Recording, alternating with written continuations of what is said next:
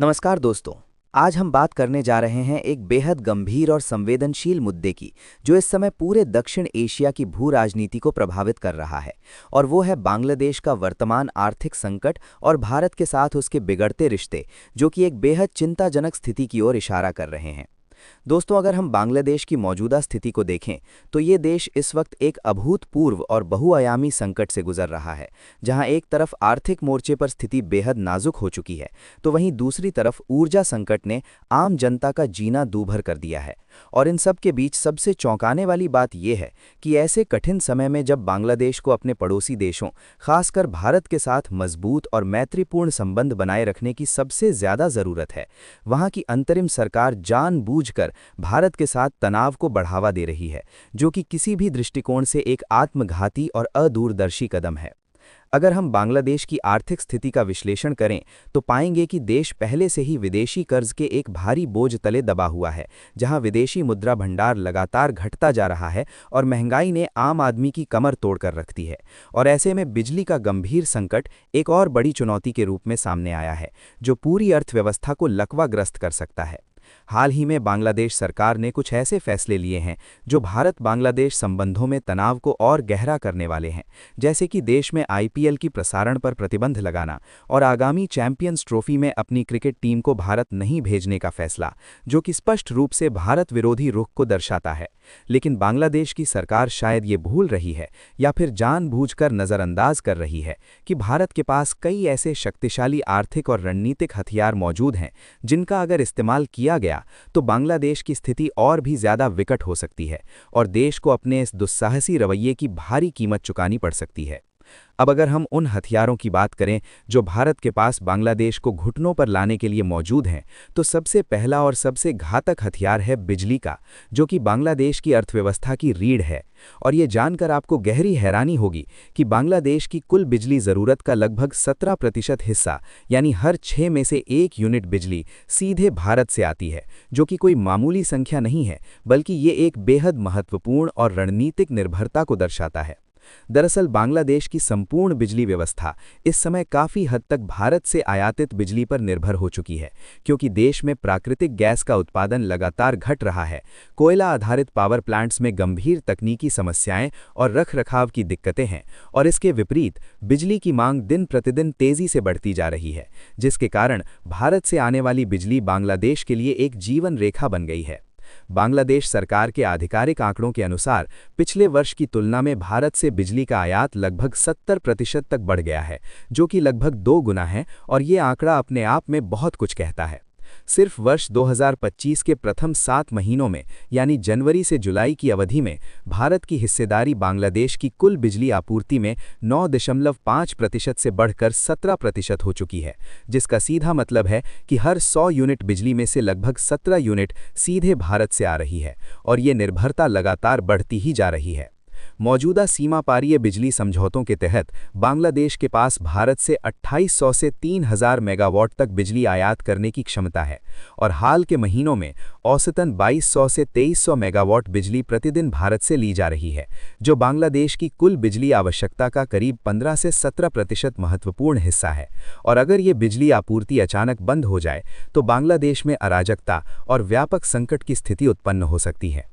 अब यहाँ एक बेहद दिलचस्प और महत्वपूर्ण सवाल उठता है कि आखिर भारत से बांग्लादेश को इतनी बड़ी मात्रा में बिजली कौन सप्लाई करता है, और इसका जवाब जानकर आप चौंक जाएंगे, क्योंकि इसमें सबसे बड़ा और सबसे महत्वपूर्ण नाम है भारत के प्रसिद्ध उद्योगपति और दूरदर्शी व्यवसायी गौतम अडानी की विशाल कंपनी अडानी पावर का, जो अकेले लगभग 1496 मेगावाट बिजली प्रतिदिन बांग्लादेश को सप्लाई करती है। और ये विशाल मात्रा में बिजली झारखंड के गुड्डा जिले में स्थित एक विशालकाय कोयला आधारित पावर प्लांट से आती है, जो विशेष रूप से और खास तौर पर सिर्फ बांग्लादेश की बिजली ज़रूरतों को पूरा करने के लिए ही बनाया गया था, और ये प्लांट पूरी तरह से बांग्लादेश को ध्यान में रखकर स्थापित किया गया था।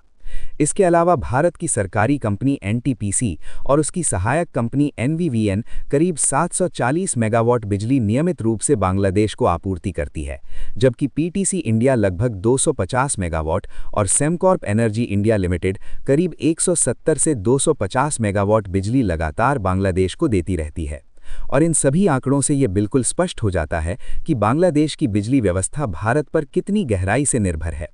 ऐसी गंभीर और नाजुक परिस्थितियों में अगर बांग्लादेश मोहम्मद यूनुस के नेतृत्व वाली अंतरिम सरकार भारत के साथ संबंधों में टकराव बढ़ाने की लगातार कोशिश करती है और भारत विरोधी वातावरण निर्मित कर रहा है, भारत विरोधी प्रचार कर रहा है और हिंदुओं पर अत्याचार की घटनाएं निरंतर बढ़ती जा रही हैं, तो ऐसे निर्णय उनके लिए बेहद खतरनाक और जोखिम भरा साबित हो सकता है। क्योंकि जिस देश से आपकी बिजली की इतनी बड़ी और महत्वपूर्ण ज़रूरत पूरी हो रही हो, उसके साथ अनावश्यक तनाव का सीधा और तात्कालिक प्रभाव बांग्लादेश की आम जनता पर पड़ेगा, जिसमें बिजली बंद होने का मतलब होगा फैक्ट्रियों का बंद होना, व्यापार का ठप हो जाना, अस्पतालों का प्रभावित होना, घरों में अंधेरा छा जाना और इससे देश की पूरी अर्थव्यवस्था चरमरा सकती है। बांग्लादेश जिस खतरनाक और अदूरदर्शी तरीके से भारत के खिलाफ खुलकर और बेशर्मी से सामने आ रहा है और जिस प्रकार से भारत विरोधी वातावरण निर्मित कर रहा है, उसे देखते हुए अब इसकी गंभीर संभावना काफ़ी ज़्यादा बढ़ती जा रही है कि भारत इस अत्यंत संवेदनशील क्षेत्र में भी बांग्लादेश को एक बड़ा और निर्णायक झटका दे सकता है। पहले से ही भारत ने कई प्रकार की सुविधाएं जो बांग्लादेश को उदारतापूर्वक दी जाती थीं उनको रोक दिया है, जैसे कि ट्रांसशिपमेंट सुविधा, जिसके माध्यम से बांग्लादेश का सामान भारत के रास्ते से तीसरे देशों में जाता था, और भारत ने पिछले वर्ष ही बांग्लादेश के लिए ये महत्वपूर्ण सुविधा बंद कर दी थी। इसके अतिरिक्त सीमा के माध्यम से जो छोटा मोटा सीमा व्यापार होता था, उसमें भी भारी प्रतिबंध लगाए गए थे और अब बांग्लादेशी क्रिकेट खिलाड़ियों को भारतीय प्रीमियर लीग यानी आईपीएल में खेलने से साफ तौर पर मना किया गया है, जो कि भारत की कड़ी प्रतिक्रिया को दर्शाता है। ऐसे में एक गंभीर और महत्वपूर्ण सवाल ये उठता है कि क्या भारत बिजली जैसे अत्यंत संवेदनशील क्षेत्र में भी बांग्लादेश को एक बड़ा और निर्णायक झटका दे सकता है, और क्या भारत इस प्रकार का साहसिक और निर्णायक कदम उठाने के लिए तैयार है। हालांकि दोस्तों, बिजली ही एकमात्र ऐसा क्षेत्र नहीं है जहां भारत के पास रणनीतिक शक्ति और प्रभाव है, बल्कि बांग्लादेश की सबसे बड़ी और सबसे दुखती रग है पानी का मुद्दा। और सबसे दिलचस्प एवं महत्वपूर्ण बात यह है कि इसी वर्ष 2026 में गंगा नदी के जल को लेकर जो 30 वर्ष पुराना ऐतिहासिक समझौता था, वो समाप्त हो रहा है, और ये समझौता बांग्लादेश के लिए जीवन और मृत्यु के समान महत्वपूर्ण है। ऐसे में अगर भारत इस अत्यंत महत्वपूर्ण समझौते को वापस से नवीनीकरण नहीं करता या फिर समझौते की शर्तों में परिवर्तन करके अधिक पानी का हिस्सा अपने लिए मांग करता है, तो भी बांग्लादेश के लिए गंभीर और व्यापक मुश्किलें उत्पन्न हो सकती हैं, क्योंकि पहले से ही बांग्लादेश पानी के मुद्दे को लेकर भारत से आए दिन शिकायत करता रहता है और वहाँ के किसान अधिक पानी की जोरदार मांग कर रहे हैं तथा वहाँ की सरकार पर लगातार दबाव बना रहे हैं। वहीं दूसरी तरफ भारत भी अब बिल्कुल स्पष्ट और दो टोक शब्दों में कह चुका है कि जितना पानी पहले उदारतापूर्वक बांग्लादेश को दिया जाता था, अब उतना पानी देना संभव नहीं है, क्योंकि भारत के अपने राज्यों विशेषकर बिहार, झारखंड और पश्चिम बंगाल को भी पानी की बढ़ती ज़रूरत है और यहाँ के किसान और जनता भी सरकार पर दबाव बना रही है। यानी कि बिल्कुल साफ है कि जिस प्रकार की स्थिति पाकिस्तान के साथ सिंधु नदी समझौते को लेकर उत्पन्न हुई है, वैसी ही स्थिति अब बांग्लादेश के साथ गंगा जल समझौते में भी उत्पन्न हो सकती है। वर्ष 1996 का गंगा जल संधि, जिसे तत्कालीन प्रधानमंत्री एच.डी. देवेगौड़ा और शेख हसीना ने हस्ताक्षरित किया था, वो दिसंबर 2026 में समाप्त होने वाला है और इस संधि के अंतर्गत शुष्क मौसम में फरक्का बैराज पर गंगा के पानी को एक विशेष फॉर्मूले के आधार पर दोनों देशों के बीच विभाजित किया जाता है। लेकिन अब भारत के कई राज्य विशेषकर बिहार, झारखंड और पश्चिम बंगाल अधिक पानी की मांग कर रहे हैं, क्योंकि इन राज्यों में भी सूखे की समस्या गंभीर होती जा रही है और भूजल स्तर लगातार नीचे जा रहा है, जिससे भारत सरकार पर दबाव है कि वो पहले अपने नागरिकों की आवश्यकताओं को पूरा करे। बांग्लादेश के लिए गंगा का पानी केवल एक प्राकृतिक संसाधन नहीं है, बल्कि ये जीवन और मृत्यु का प्रश्न है, क्योंकि उसकी संपूर्ण कृषि व्यवस्था, मत्स्य पालन और पीने का पानी पूरी तरह से इसी पर निर्भर है। और अगर भारत पानी की आपूर्ति में कमी करता है, तो वहाँ व्यापक सूखा, फसलों की बर्बादी और बड़े पैमाने पर मानवीय संकट उत्पन्न हो सकता है, जिससे लाखों लोगों का जीवन प्रभावित होगा।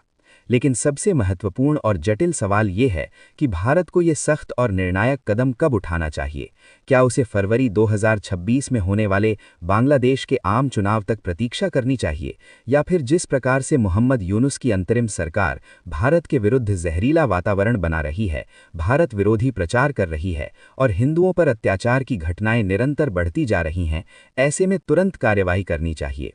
एक तरफ ये तर्क दिया जा रहा है कि भारत को चुनाव तक धैर्य रखना चाहिए, क्योंकि संभावना है कि नई लोकतांत्रिक रूप से चुनी गई सरकार भारत के प्रति अधिक सकारात्मक और मैत्रीपूर्ण रुख अपना सकती है, और अभी कठोर कदम उठाने से बांग्लादेश की आम जनता और अधिक भारत विरोधी हो सकती है, जो दीर्घकालिक रूप से हानिकारक साबित हो सकता है। लेकिन दूसरी तरफ ये भी उतना ही बड़ा और महत्वपूर्ण सच है कि लगातार अपमान, उकसावे, हिंदुओं पर अत्याचार और हिंसा के बीच चुप रहना कमजोरी के रूप में समझा जाएगा, और भारत को ये स्पष्ट रूप से दिखाना